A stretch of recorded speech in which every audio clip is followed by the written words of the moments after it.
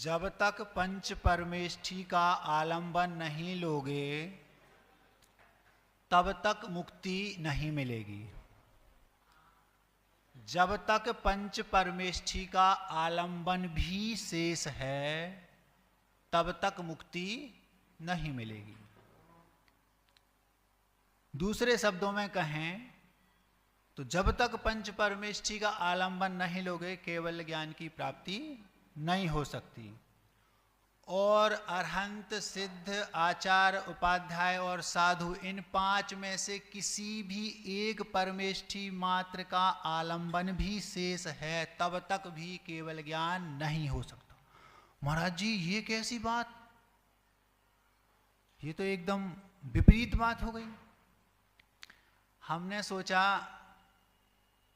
सतना विद्वानों की नगरी है तो थोड़ी पहले विद्वानों को थोड़ा परोस दिया जाए, फिर थोड़ी देर बाद 2-5 मिनट बाद बाकी सबको परोसेंगे। आज मैं आपको हंसाना भी नहीं चाहता और रुलाना भी नहीं चाहता।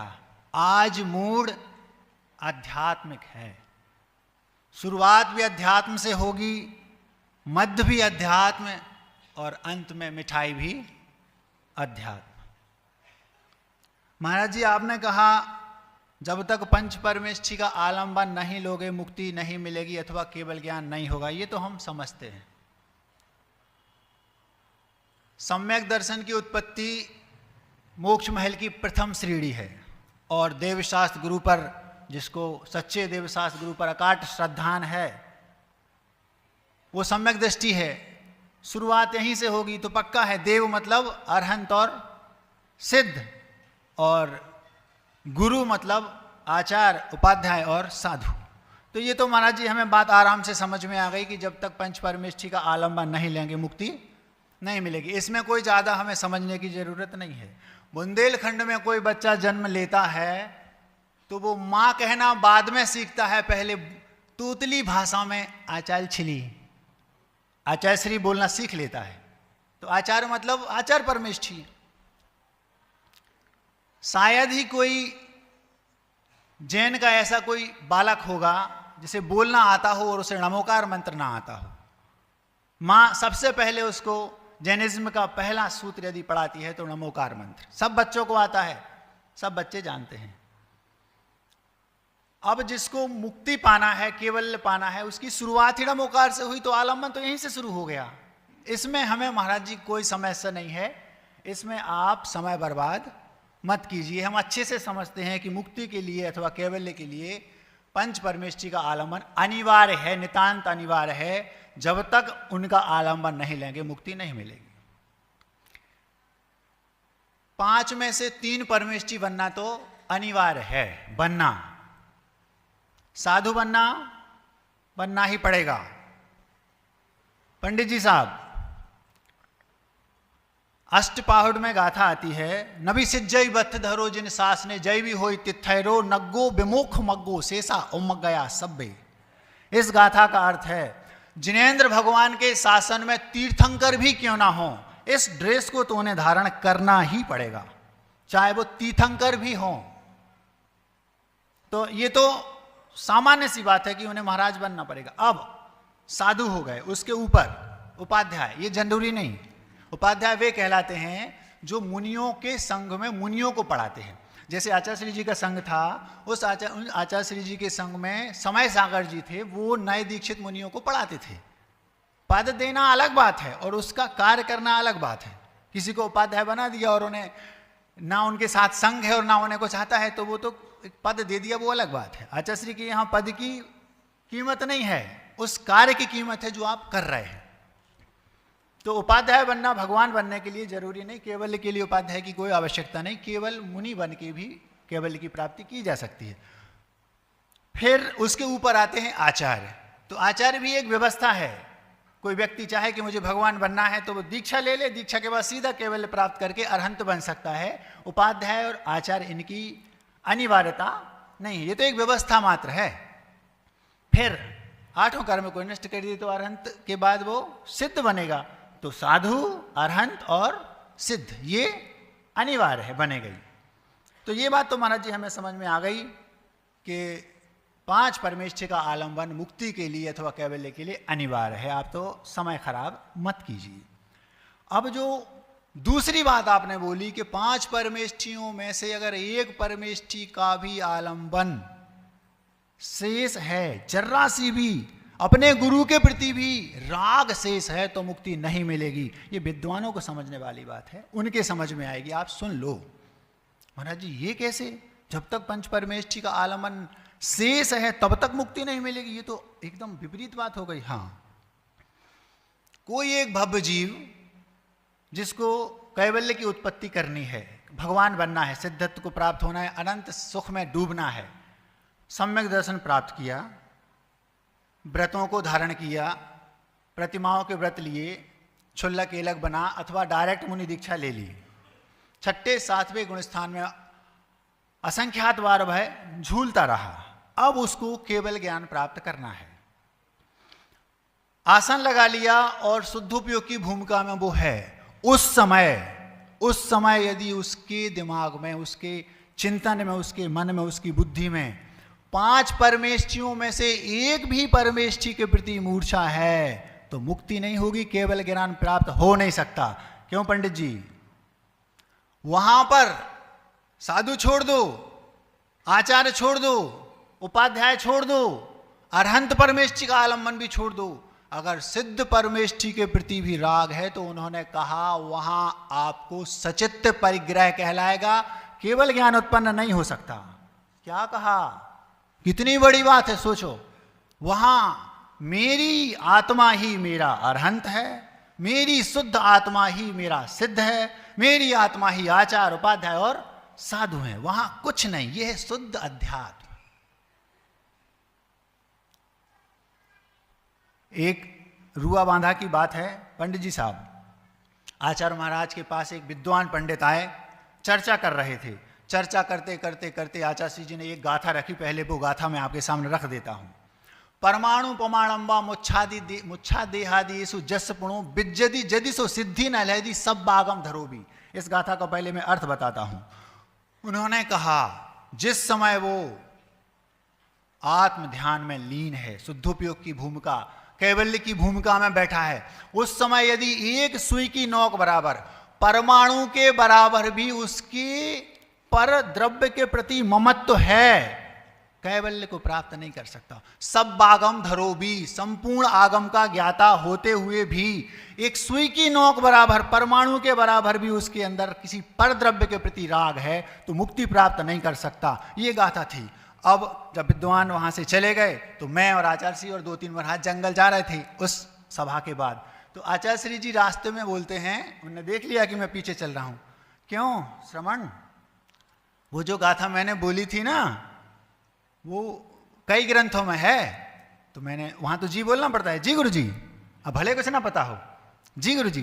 तो बोलते हैं थोड़ा देख के बताना कितने ग्रंथों में है। वहां से जल्दी से आए, लौट के छांटा, देखा, स्वाध्याय करते करते धीरे धीरे वो गाथा 1 ग्रंथ में मिली, 2 में मिली, 3 में मिली, 4 में, 8 ग्रंथों में वो गाथा मिली। गाथा अलग अलग है, कहीं संस्कृत में है, कहीं प्राकृत में है, कहीं हिंदी में भी उसका रूपांतरण विद्वान ने किया, लेकिन मूल आचार्यकृत ग्रंथों में 8 जगह है, वो अपभ्रंश में भी है। तो ये बात उनके सामने उनको बताई। तो 8 जगह है, उसका मतलब क्या? अब महाराज जी परमाणु से क्या लें? तो जो आज के युवा बच्चे हैं, जो आज की शिक्षा पढ़ रहे हैं, वो परमाणु को मानते हैं कि जो विज्ञान ने परमाणु घोषित कर दिया वो विज्ञान, वो परमाणु है। और हमारे यहाँ परमाणु की परिभाषा एकदम अलग है। वो क्या करते हैं, एक परमाणु उनने, विज्ञान के जो छात्र हों वो शायद समझ रहे होंगे, उन्होंने निकाल दिया ये परमाणु है। कुछ वर्षों बाद एक कोई दूसरा वैज्ञानिक आया, उसने उसके 106 टुकड़े कर दिए। अभी अभी की बात है, एक मुर्रे गैल्विन और रिचर्ड फेमने नाम के वैज्ञानिक हुए। उन्होंने जो पहले जिस वैज्ञानिक ने परमाणु खोज की थी उसके 106 टुकड़े कर दिए और कहा ये परमाणु है। तो एक क्वार्क नाम के वैज्ञानिक हुए, उनने कहा मैं इसके भी टुकड़े कर सकता हूं। अब ये तो हो गई टुकड़े की बात। जैनिज्म क्या कहता है? नियम सार में गाथा है, अत्ताति अत्तमज्जम अत्यंतम नेव इंद्रिय गेझम जम अविभागी दब्बम तम परमाणु बिजाना ही। इस गाथा का अर्थ है जिसका ना आदि है, ना अंत है, ना मध्य है, और जो इंद्रियों का विषय बन नहीं सकता। हमारे यहाँ स्पष्ट कह दिया, जब तक आप किसी भी इंस्ट्रूमेंट से उसको देख सकते हैं तब तक वो परमाणु है ही नहीं। क्यों? क्योंकि वो नो इंद्रिय गेज्यम, इंद्रियों का विषय आपका वो बन ही नहीं सकता। पांचों इंद्रियों में से किसी भी इंद्रिय से आप उसको अपना विषय बना ही नहीं सकते, इसलिए वो परमाणु है ही नहीं। ये बात हो गई विज्ञान की अपेक्षा से। तो एक और नई बात, बहुत अच्छी बात है, ये विद्वानों का विषय पूर्ण हो जाएगा, फिर मैं अपनी बात आपके सामने रखूंगा। वो ये है, अब जो मुनिराज ध्यानस्थ हैं, पांचों परमेष्ठियों का आलंबन उन्होंने छोड़ दिया, केवल उनका एकमात्र लक्ष्य है तो शुद्ध अपनी आत्म तत्व पर। वहां यदि एक परमाणु भी उनके बुद्धि का विषय बन रहा है, रागात्मक, तो उनको केवल नहीं होगा, केवल ज्ञान। और केवल ज्ञान होने के बाद यदि एक पूरे ब्रह्मांड में एक परमाणु मात्र भी कोई ऐसी वस्तु नहीं है जो उनके ज्ञान का विषय ना बने। बात समझ में आ रही? एक सुई की नोक बराबर भी परद्रव्य यदि आपके विषय ज्ञान का बन रहा है तो केवल ज्ञान नहीं होगा।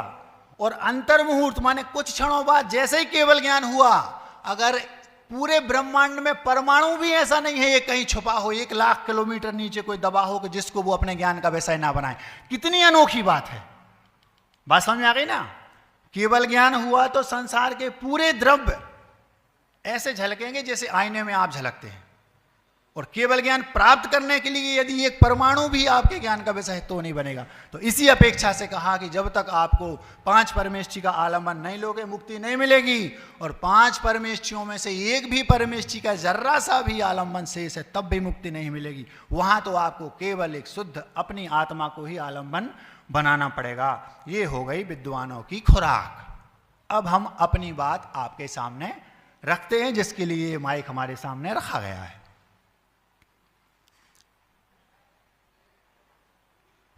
दूध, आप लोग सब परिचित हैं दूध से।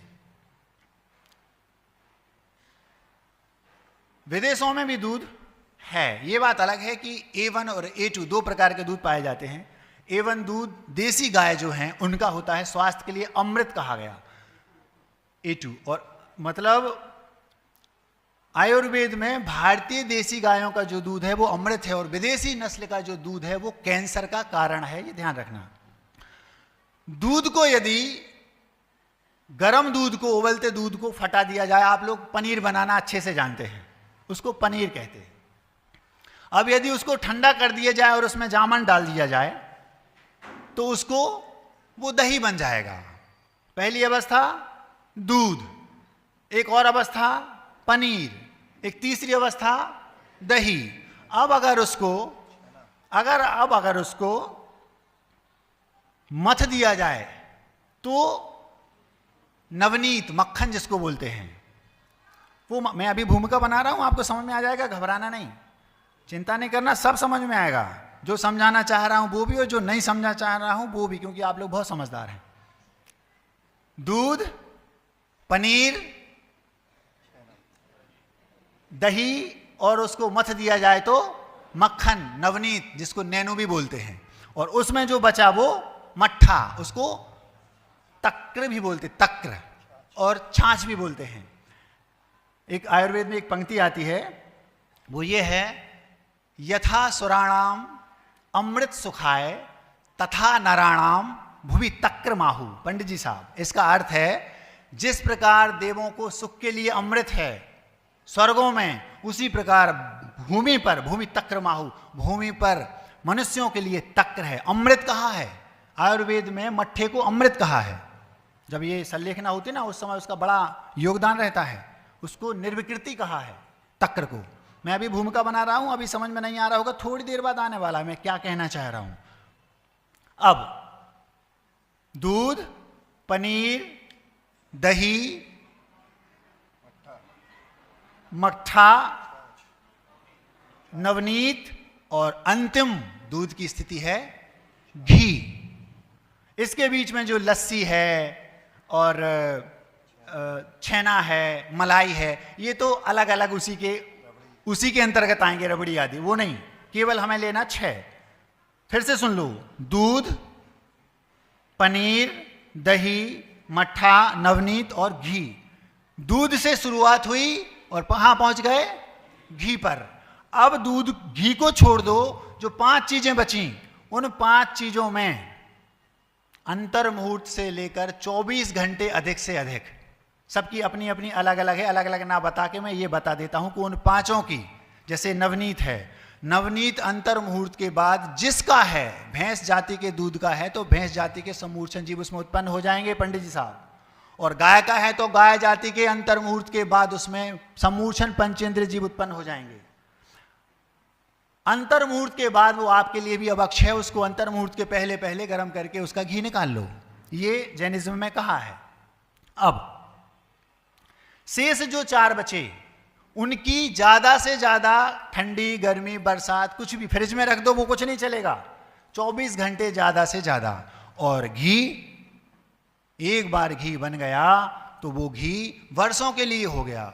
घी के लिए ये कहा गया है जब तक उसकी गंध में अंतर ना आ जाए, जबकि उसके स्वाद बदल जाए, रंग ना बदल जाए, तब तक वर्षों चलता है। ये है घी। कितनी, कहां तक थे? नवनीत तक अंतर मुहूर्त, और उसको अग्नि पर रखकर घी निकाल लिया, वर्षों के लिए हो गया वो। अब जयपुर की बात है, अभी मैं भूमिका बना रहा हूं, ध्यान से सुनते जाओ, बस समझ में कुछ नहीं आ रहा नहीं आने दो, आ जाएगा। जयपुर की बात है, वहां पर वैद्य जी हैं, सुशील जी वैद्य, मैं उनके पास गया, उनके जो क्लिनिक था उसमें गया, वहां पर उन्होंने 1000 वर्ष पुराना घी दिखाया। उनके पास एक शीशी थी, जैसी आजकल वो बियर की बोतल होती ना, इस टाइप की थी, और उसको ऊपर से उन्होंने पैक करके, और वैसे ही पैक था। हमने कहा पंडित जी ये तो क्या है ये? बोले घबराओ नहीं, ये घी है, 1000 वर्ष पुराना। तो आयुर्वेद में जितना पुराना घी होता जाए उतना वो अनेकानेक असाध्य रोगों की औषधि बन जाता है। उन्होंने कहा महाराज भैया 1000 वर्ष पुराना घी है ये, तो घी जितना पुराना होता जाएगा उतना और वो असाध्य रोगों की दवा बनता जाएगा। ये हो गई एक बात। अब इसको आप कुछ देर के लिए एक साइड रख दो, हम दूसरी बात आपके सामने रखते हैं। एक किताब पढ़ी थी शिक्षा से संबंधित, उसका शीर्षक था भारतीय शिक्षा के मूल तत्व। क्या था? भारतीय शिक्षा के मूल तत्व। उसमें मैंने पढ़ा शिक्षा के 6 उद्देश्य हैं। पहला उद्देश्य ज्ञानार्जन, जैसे दूध था ना, ऐसे यहां 6। पहला उद्देश्य ज्ञानार्जन। वो ज्ञानार्जन कितने ही प्रकार का हो सकता है, भौतिक, रासायनिक, सामाजिक, आर्थिक, पारिवारिक, राजनीतिक आदि आदि। दूसरा उसका उद्देश्य था जीवन जीने की कला। शिक्षा जीवन जीने की कला सिखाती है, कब सोना, कब जागना, कब उठना, कब बैठना, क्या खाना, क्या पीना, कैसे खाना, कैसे पीना आदि आदि। अभी भूमिका बना रहा हूं, घबराना नहीं। तीसरा शिक्षा का उद्देश्य है जीविकोपार्जन, आजीविका के साधन, सोर्स ऑफ इनकम, आय के स्रोतों को इकट्ठा करना, ये जिससे उसका जीवन चल सके। ये वर्तमान में उद्देश्य मुख्य है शिक्षा का, भले ही वह पूर्ण नहीं होता, ये बात अलग है वर्तमान की शिक्षा। चौथा शिक्षा का उद्देश्य है नैतिकता, व्यक्ति के अंदर नीतिवान हो व्यक्ति। जैसे एक नीति है, मूर्ख मित्र से समझदार शत्रु अच्छा, ये नीति है। तो शिक्षा कोई ग्रहण करेगा तो उसको ये पता हो जाना चाहिए, वो उसके पास ये ज्ञान हो जाएगा कि हमारे पास ये नीति है कि मुझे मूर्ख मित्र नहीं बनाना, भले समझदार शत्रु हो। अगर जैसे आप लोगों ने शतरंज खेला होगा, देखा होगा, हम सामने वाला जो हमारे साथ खेल रहा है वो समझदार रहता है, क्योंकि शतरंज माइंड का खेल है।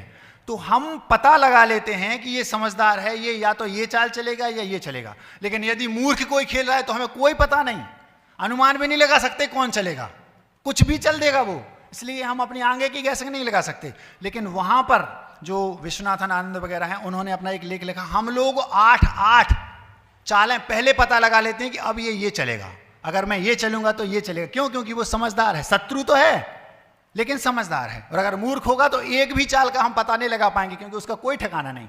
जैसे भारत का शत्रु है बाजू वाला देश, उसका कोई ठिकाना नहीं, वो कब परमाणु बम को, समझदार होगा तो पता रहेगा। अमेरिका है वो कुछ नहीं करेगा, हमें पता है, धमकी देता रहेगा, ये अलग बात है।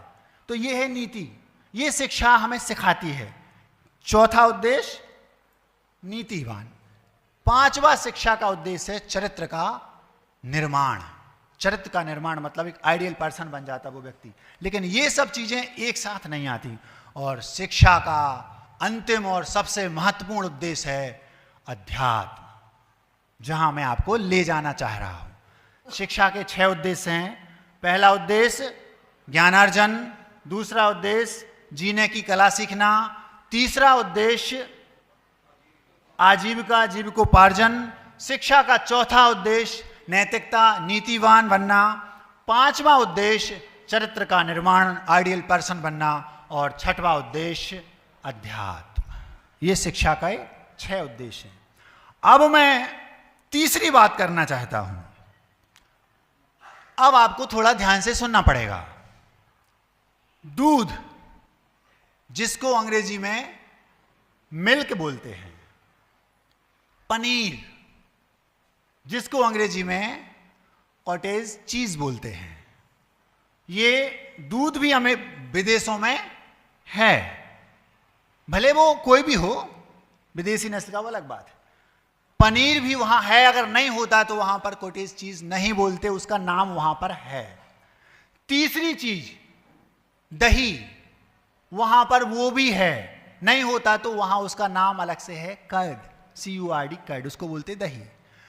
चौथा शिक्षा दही का जो चौथा फॉर्मेट है, चौथी अवस्था है, उसको बोलते हैं बटर मिल्क, मट्ठा, टक्कर जिसको बोलते हैं, वो भी वहां पर है। यदि नहीं होता तो उसका नाम वहां नहीं होता।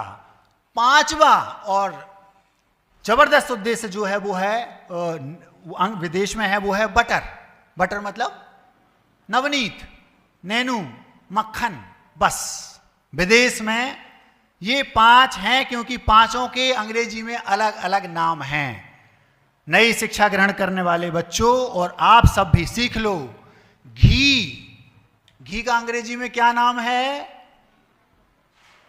घी का अंग्रेजी में कोई नाम नहीं, क्योंकि घी वहां पर दूध की चरम सीमा है बटर। और बटर का अंतिम उम्र कितनी?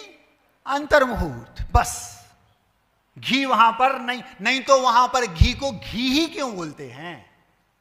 बात समझ में आ रही? कई लोगों को समझ में आ गई, उनके दांत मुझे यहीं से दिखने लगे। बहुत गहरी बात है, आप लोग हंसी में ले रहे हैं, हो सकता है ले रहे हो, गंभीरता से भी हंसी आ रही हो, हम कह नहीं सकते।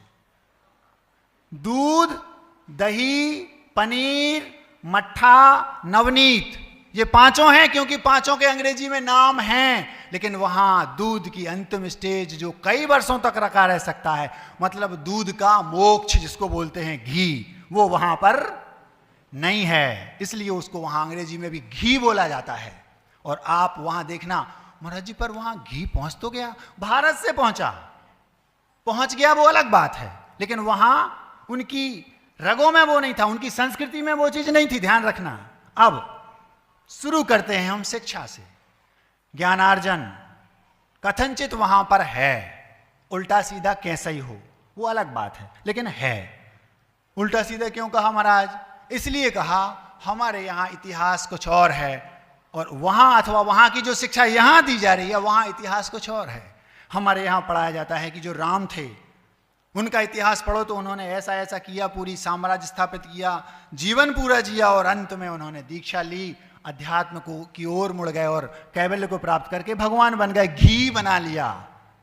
लेकिन यहां वहां वो नहीं है, और वहां की जो शिक्षा यहां दी जा रही है यहां भी वो नहीं है। अब एक बात, दूसरा, वहां क्या पढ़ाया जाता है इतिहास में, अथवा यहां की स्कूलों में वहां की जो शिक्षा दी जाती है, वहां से रिलेटेड जो यहां की भारतीय शिक्षा से दूर, वहां क्या इतिहास है?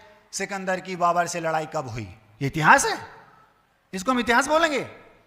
ये पढ़ाया जाता है बच्चों को, वास्तविक इतिहास पढ़ाया नहीं जाता। और अगर भारतीय जो इतिहास है वो भी पढ़ाया जाए तो क्या पढ़ाया जाए? 100 बरस पहले भारत में क्या होता था।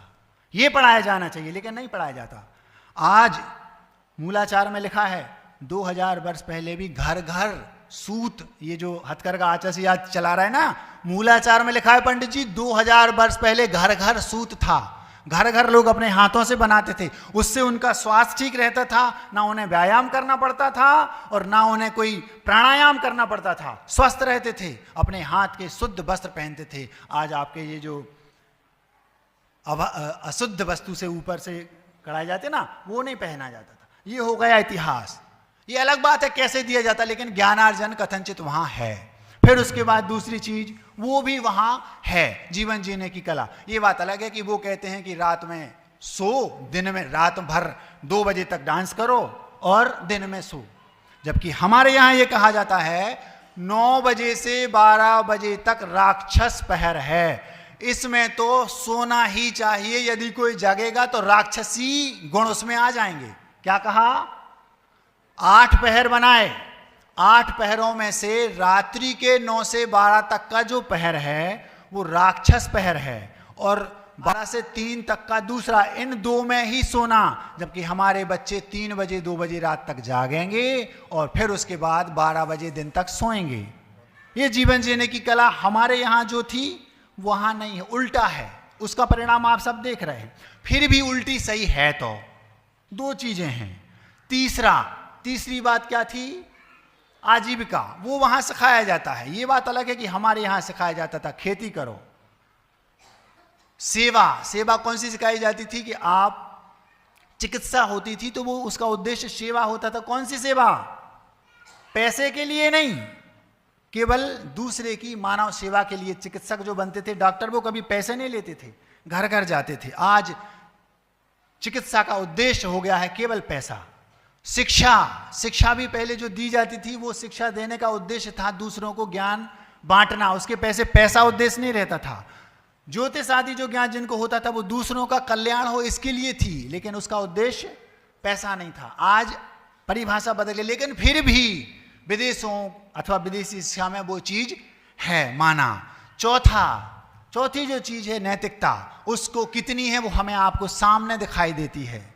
एक बहुत अच्छा उदाहरण याद आता है, मैं दूसरी कक्षा में पढ़ता था। दूसरी कक्षा के 2 अर्थ होते हैं। पहला अर्थ सेकंड क्लास, उसकी बात नहीं कर रहा हूं। दूसरी कक्षा मतलब एन अदर क्लास। इस कक्षा से अदर, अन्य दूसरी कक्षा जब मैं पढ़ता था, उस समय एक हिंदी की किताब थी, उसमें एक प्रकरण था, बहुत छोटा सा है लेकिन मार्मिक है। एक मां थी, उसका एक बेटा था छोटा सा, नाम था उसका हामिद, मुझे याद आ गया। बेटे से कहा, बेटा जाओ, पड़ोसी मेला देखने जा रहे हैं, मैं तो नहीं जा सकती, उसके पिता नहीं थे, तुम भी बेटा मेला देखने चले जाओ। बेटे को मेला देखने पहुंचा दिया। जो जितनी थी उसके पास 2-5 रुपए, 2-3 रुपए बेटे को दे दिए, बेटा ये पैसा ले लो और जाओ मेला देख के आओ। बेटा मेला देखने गया और मेला देखकर पूरा मेला उसने घूमा। वहां पर फुल्की भी थी, आइसक्रीम भी थी, समोसे, कचौड़ी, चाट, पकौड़े, जो सब था, झूले भी थे, फुग्गे भी थे, चश्मे भी थे लाल नीले रंग के। लेकिन बेटे ने पूरे दिन मेला घूमा और घूमने के बाद लास्ट में एक स्टील की दुकान बर्तनों की थी, वहां से एक चमीटा खरीदा और चमीटा लेके घर आ गया। कुछ भी नहीं खाया उसने दिन भर। मां जैसे ही बेटा आया गले से लगा लिया, बेटा घूम के आ गया? हाँ माँ, मैं घूम के आ गया, खूब मजा आया। भूख तो नहीं लगी होगी, तुम तो सब कुछ खा के आए होगे। उसने कुछ उत्तर नहीं दिया। मां ने उसके हाथ में देखा, चमीटा है। ये क्या, ये कहां से आया? जो तूने मां मुझे पैसे दिए थे उनसे मैंने ये चमीटा खरीदा। तो तूने उस पैसे से चमीटा खरीद लिया? क्यों? मैंने तो तूने दिन में कुछ नहीं खाया। नहीं, क्यों? मां, आप जो रोटियां बनाती थी रोज आपके हाथ जल जाते थे, मैंने देखा हाथ जल जाते हैं मेरी मां के, इसलिए मैं चमीटा लेके आ गया। ये है भारतीय शिक्षा, ये आज नहीं है। छोटे से बालक को ये शिक्षा दी जाती थी, भारतीय शिक्षा। बात समझ में आ रही है?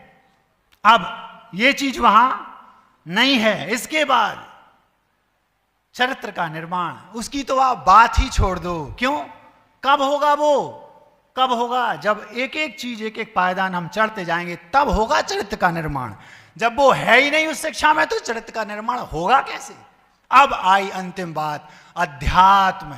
उसकी वहां गंध भी नहीं है। कहां? विदेशों में। और अब मैं पूछना चाहता हूं, आपके बच्चे जिस विद्यालय में पढ़ रहे हैं, क्या शिक्षा के 6 उद्देश्यों में से किसी भी उद्देश्य की पूर्ति हो रही है? यदि हो रही है तो पढ़ाइए, और यदि नहीं हो रही है तो विचार तो करना पड़ेगा। विचार तो करना पड़ेगा। एक भी उद्देश्य की पूर्ति ढंग से नहीं हो रही, और यदि हो भी रही है तो केवल 2 उद्देश्यों की पूर्ति, वो भी थोड़ी बहुत। कौन कौन से? ज्ञानार्जन और आजीविका। महाराज जी, हमें ये समझ में नहीं आ रहा, आप मोक्ष मार्गी हैं, मोक्ष की बातें कीजिए, मोक्ष मार्ग पर कैसे चल रहा उसकी बातें कीजिए। ये दुनिया भर की बातें हम लोगों को बता के शिक्षा से आपको क्या लेना देना? मुझे ये लेना देना है, 25 साल बाद, आज तो हमने सुना है यहाँ 70-75 लोग जो पुरानी शिक्षा से शिक्षित हैं, वे यहाँ संलेखना पूर्वक समाधि मरण करके अध्यात्म की विद्या में जो पहले जिनको सिखाई गई थी उसको प्रयोग कर रहे हैं। और यहां पर उन्होंने 70-75 लोगों ने यहां संलेखना की, ऐसा हमने सुना है। 25 साल बाद क्या होगा? तो क्या होगा वो मैं आपके सामने रखता हूं। हंसना नहीं। एक फिल्म देखी थी, मुन्ना भाई MBBS। उन्होंने क्या किया, वो जो शिक्षा है उसका मैं बता रहा हूं होता क्या है। क्यों? क्योंकि वो चाहकर भी उस स्तर को छू नहीं सकते। उसके पहले एक बात याद आ गई, खजुराहो की बात है। विदेशी एक बस आई, उसमें सारे लोग विदेशी थे। एक 70-75 वर्ष की महिला थी। वो महिला भव्य होगी। आचार्य श्री जी के दर्शन कराने वो जो गाइड था वो साथ में लाया, हम लोग साथ में बैठे थे। आचार्य श्री शांत बैठे थे और वो सब आए, उन्होंने दर्शन किए। उसमें से एक 75 वर्षीय अंग्रेजी विदेशी महिला थी। वो आचार्य श्री को देखी और देखती रहेगी। Oh my God! Acharya Shri ने हंस दिया। अब वो बाजू में गई, सारे के सारे, मैडम बाहर चलिए, दूसरों को आना है। बैठ गई बाजू में और फपक फपक के रोने लगी। आचार्य श्री देखते हैं, मैं भी देख रहा था, सारे महाराज देख रहे थे। भव्य थी। अब वो भव्य तो थी, लेकिन बेचारी ऐसे व्यक्ति को यदि आध्यात्मिक शिक्षा दी गई होती तो वो समझती। अब उसको लग रहा है कुछ है, तो इनमें कुछ विशेष है, लेकिन उसे और कुछ पता नहीं, मैं क्या करूं। और जो नहीं है भव्य, उनका क्या होता है वो मैं बताता हूं। तो उस फिल्म में मैंने देखा, मुन्ना भाई MBBS में एक लड़का था, 40-45 वर्ष की उम्र थी। डॉक्टर ने कहा आप 2-3 दिन के मेहमान हैं, इतना उससे बोल दिया। अब उसके जो हीरो था और उसके जो मित्र थे वो क्या कह रहे हैं उससे, 3 दिन की है, एंजॉय। उसको एक लड़की की व्यवस्था कर दी, डांस, बियर और क्लब आदि में 3 दिन आप तो मस्ती से जियो, क्योंकि जीना ही जिंदगी है। क्यों? क्योंकि वहां अध्यात्म है ही नहीं। और इससे और एक और कदम आगे, हमारे यहां यदि वो होता तो क्या होता? महाराज के पास लाते, महाराज डॉक्टर ने मना कर दिया 3 दिन। घबराओ नहीं, केवल 3 दिन है ना, 3 दिन में काम हो जाएगा, तुम चिंता नहीं करो। और उसको समझा दिया जाता और उसको सतना भेज दिया जाता, संलेखना पूर्वक उसका समाधि मरण भी किया जा सकता है। हो जाता तो 7-8 भाव में नियम से भगवान बन जाएगा, ये नियम है। अगर संलेखना पूर्वक समाधि मरण हो गया, ज्यादा से ज्यादा 7-8 भाव वो संसार में रहेगा, बस शाश्वत सुख दूध का घी बन जाएगा, और घी हमेशा के लिए बन गया। ये नियम है। और यदि समय लगा और उत्कृष्ट हुआ तो 2-3 भाव में, 2-3 भाव में संलेखना पूर्वक समाधि मरण हो जाए तो 2-3 भाव उत्कर्षेण 2-3 भाव गहणानी जगन्नेन 7-8 भाव गहणानी, ये पंक्ति है। ज्यादा से ज्यादा संसार में रहेगा तो 7-8 भाव। पंडित जी ठीक बोल रहा हूं? और कम से कम तो 2-3 भाव में निपट लेगा। लेकिन वहां ये चीज नहीं पढ़ाई गई। फिर एक और कदम आ गई। उसी फिल्म में एक दूसरी बात, जो पिताजी थे उनको बच्चे क्या करते हैं, 50-60 के हुए और उनको वृद्धाश्रम में छोड़ दिया। अब जो वृद्धाश्रम में दादाजी थे वो हीरो और उनके साथी वहां पहुंचे। दादाजी से उनने मित्रता की। दादाजी बोले मेरा 4 दिन बाद बर्थडे है अथवा शादी की सालगिरह है। खूब धूमधाम से मनाई गई। 2-4 दिन, दादाजी 8-15 दिन के मेहमान थे। अब उनसे वहां पूछा गया, दादाजी आपकी कोई अंतिम कोई ऐसा आपको लगता हो कि मैं ये भूल गया, कुछ करना हो, क्योंकि वहां अध्यात्म नहीं है। हमारे यहां होते तो गुरुजी क्या करते, कितने साल के हो गए, 70 के। अब अभी तक आपने अपने जीवन को व्यवस्थित करने के लिए जिया, अब आप 70 के हो गए, अब आपको अपने मरण को व्यवस्थित करना है। अब तक आप जिए जीने के लिए, अब आप 70-75 के हो गए, अब मरने के लिए जियो। क्या कहा, जहां अध्यात्म होता है वहां यह कहा जाता है अब आप मरने के लिए जियो, जीने के लिए जी लिया। अब शिक्षा का जो अंतिम उद्देश्य अध्यात्म, उसका प्रयोग करो।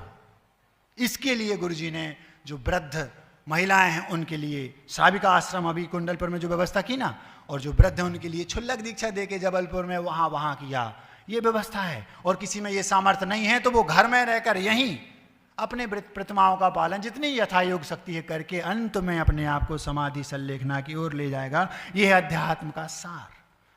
लेकिन वहां ये सब नहीं है। तो उन दादाजी ने उस मुन्ना भाई एमबीबीएस में क्या बोला, क्या बोलते हैं वो दादाजी, मैं जब स्कूल में कॉलेज में पढ़ता था उस समय एक लड़की थी टीना, मैं उसे प्रपोज नहीं कर पाया, आज मुझे उससे, वो कहाँ है, उससे मुझे मिला दो, वो मिल जाए। पता लगाया तो उसके हस्बैंड जा चुके थे और वो थी पास में आई बैठे और वैसी बातें करने लगे जैसे वो 50 साल पहले करते थे। पूरा जीवन इसी में बिता दिया, 75 वर्ष की उम्र में भी यही है। क्यों? क्योंकि अध्यात्म है ही नहीं। अब हम आपको वहां ले जाना चाहते हैं। जो शिक्षा हमारे बच्चे आज ग्रहण कर रहे हैं, क्या उसमें अध्यात्म का पुट भी है? नहीं है। महाराज जी, हम विदेश में पढ़ाना चाहते अपने बच्चों को, क्या होगा उनका?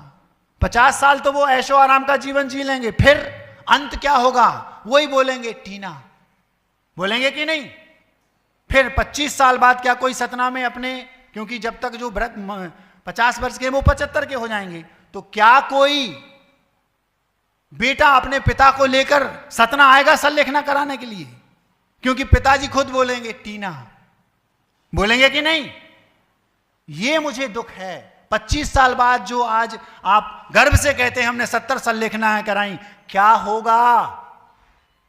आप इसको हंसी में नहीं ले सकते, लेने भी नहीं दूंगा।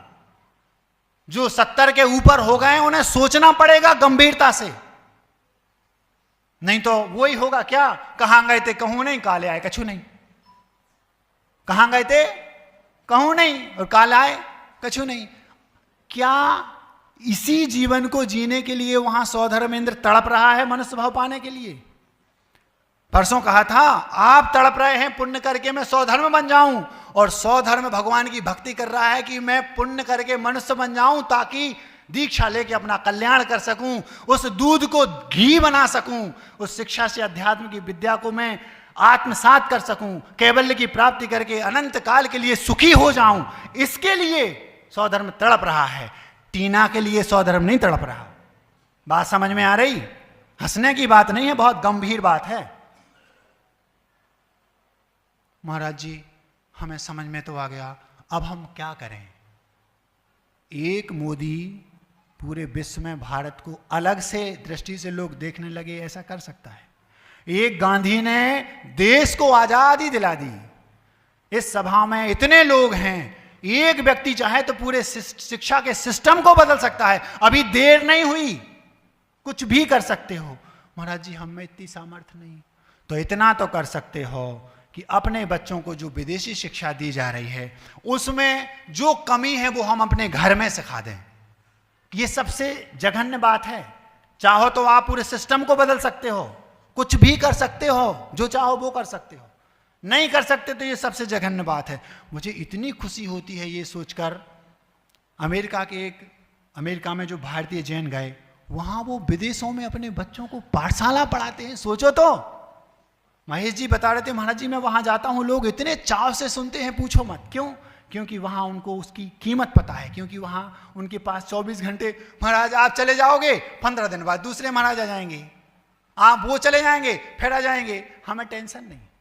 महाराज आएंगे लेकिन जो महाराज देना चाहते बोल लेंगे नहीं, क्योंकि हम अगले वालों से ले लेंगे। ऐसे ही पूरा जीवन निकल जाओगा, ना महाराज दे पाएंगे और ना आप ले पाओगे, क्योंकि आपके पास अधिकता है उसकी। जब टमाटर 1 रुपये किलो हो जाते ना, अच्छे नहीं लगते, और 100 रुपये किलो हो जाते हैं तो इतने अच्छे लगते हैं पूछो मत। पड़ोसी को बताते हैं महाराज आज वो भैया आज तो 100 के मिले आधा किलो, अपने आप टेस्ट बढ़ जाता है। यही हाल आपका हो रहा है, क्योंकि आपको टमाटर 1 रुपये किलो मिल रहे हैं ना, इसलिए अच्छे नहीं लग रहे। इनकी कीमत भारत में ही उनसे पूछो जहां महाराज जा नहीं पाते। गुवाहाटी के लोग आते हैं पैर पर फपक फपक के रोते, महाराज कैसे भी 1 दिन के लिए चलो महाराज। अथवा जब महाराज नहीं थे उस समय बनारसी दास जी आदि लिख गए, ते गुरु मेरे और बसो। अगर उस समय होते तो वो लिखते ये गुरु मेरे और बसो, क्यों? क्योंकि थे ही नहीं उस समय। कपड़े में कमरे में दरवाजा बंद करके महाराज बनते थे नाटक में, वो उनको दर्शन नहीं हुए इस दिगंबर मुद्रा के। आप लोग पुण्यशाली हो, महान भाग्यवान हो, इस युग के तीर्थंकर स्वरूप भगवान विद्यासागर जी आपको साक्षात दिखाई दे रहा है, महान पुण्य है आपका।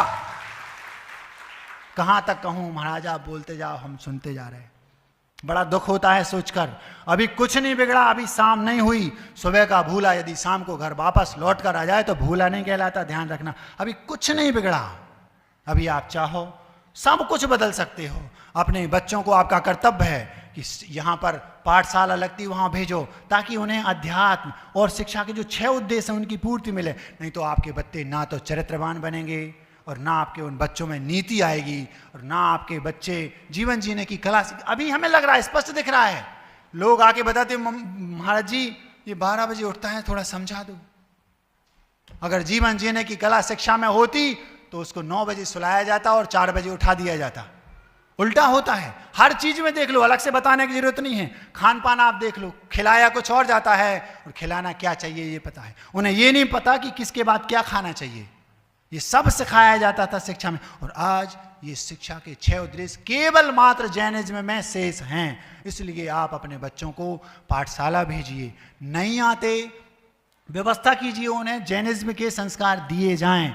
नहीं तो आप 15, 20, 25 साल बाद आप भी और आपके बच्चे भी वो याद करेंगे, या तो मुझे क्लब में ले चलो या ठीना, बस आपको जो अच्छा लगे आप करो, ज़्यादा कहना ठीक नहीं। अब शुरुआत भी अध्यात्म से हो गई और मध्य भी अध्यात्म से हो गया और मिठाई भी अध्यात्म से।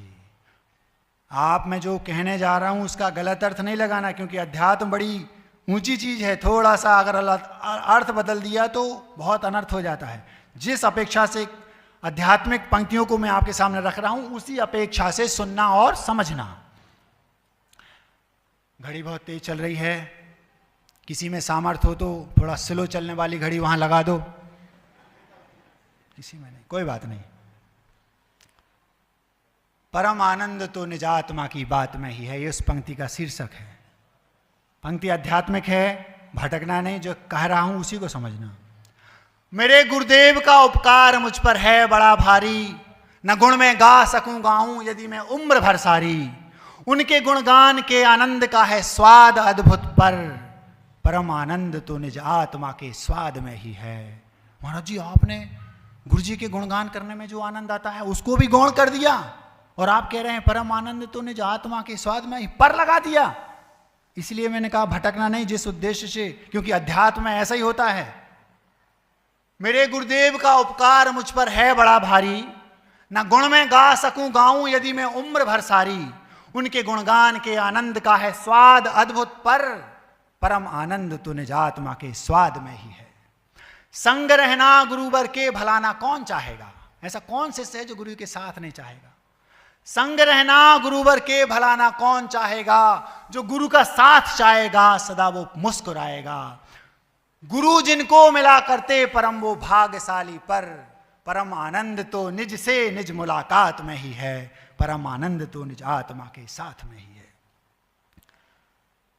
गुरु से बात करने को सदा ये मन मचलता है, गुरु से बात करने को सदा ये मन मचलता है। उनकी हर बात मानूं मैं यही मेरी सफलता है। उनका उपदेश ही आदेश है मेरे लिए तब भी, परम आनंद तो निज आत्मा से बात में ही है।